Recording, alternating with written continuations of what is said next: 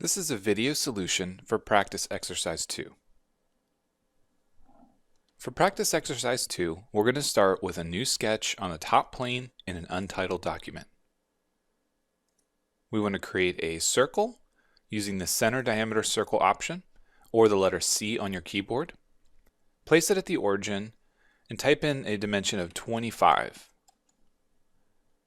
Next, we're going to use C on the keyboard to press another circle. 15 millimeters. We're going to hit enter once, and then we're going to place the dimension so we can keep the circle tool active. Place another circle at the origin, a diameter of 20 millimeters. This time hit enter twice.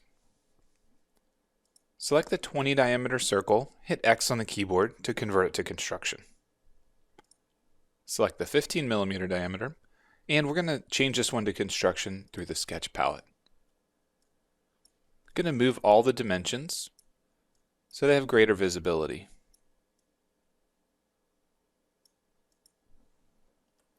Next, we're going to go to Sketch, Slot, and create a center-to-center slot. We're going to go from the 20 millimeter diameter circle to the 15 and place a dimension of 3 millimeters and hit enter twice. We want to make sure that the vertical construction line has a vertical constraint. We're going to select it, Control select the origin, and place a coincident constraint. This will keep it coincident with the origin regardless of its angle. If we select the vertical constraint and hit delete on the keyboard, we'll be able to drag the slot around to any position needed. In our specific case, we're going to make it vertical. So with it selected, we'll select horizontal vertical from the sketch palette. Next, we're going to go to Sketch, Circular Pattern, and we want to make a pattern of the slot. And we're going to do this about the origin with a quantity of 4 and say OK.